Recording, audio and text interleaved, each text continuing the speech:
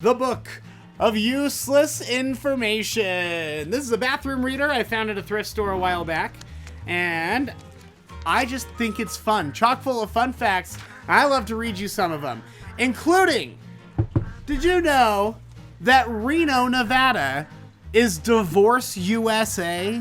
So everyone knows you go to Vegas for a quickie marriage, but apparently you go to Reno for a quickie divorce. And here's why. Reno has been the place known to get a quickie divorce for more than a century.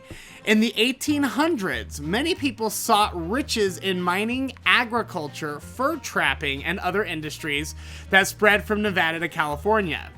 What better place to put a town in the path of those fortune seekers than Reno? Now here's the thing though. Mining and agricultural endeavors were feast or famine industries, meaning you were either doing incredibly well, bringing in untold riches, or the whole town was broke and everyone left it behind. Like that's all that happened back then. There wasn't a lot of just like middle class. You were either real poor or you were real rich. So to offset those parts where people weren't making as much food or mining as much gold or whatever it is, to make it through that, the city of Reno decided to host all sorts of illegal activities, including gambling, but they also implemented easy divorces.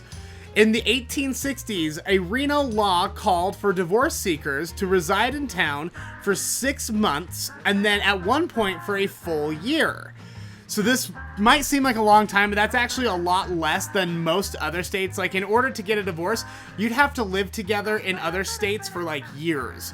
In Reno, as long as you lived in Reno together for 6 months or a year at this point, you could get your divorce really fast. So people wanted to move out there, get through it, and speed it up and then get out. Divorce ranches appeared overnight. So these were extended stay motels that literally were geared toward divorcing couples. They were like, yeah, you can come spend your 6 months here.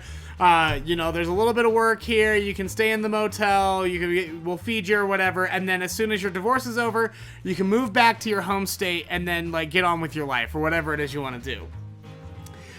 People flocked to Reno for release from their marital bonds. When the Great Depression hit, times got hard. Reno officials decided to reduce residency requirements to a mere 6 weeks.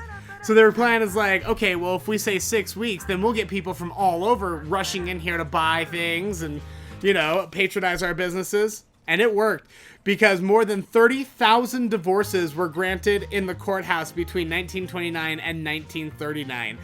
By 1940, 5% of all U.S. divorces had been filed in Reno, Nevada.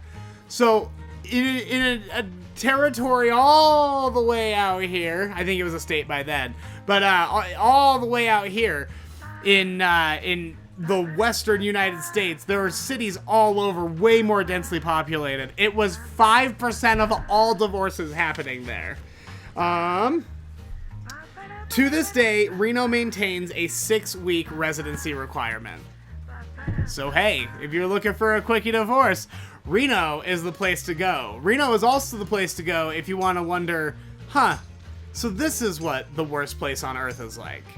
Except for maybe Wyoming. Wyoming and Reno, as far as I'm concerned, are the same. And that is the Book of Useless Information.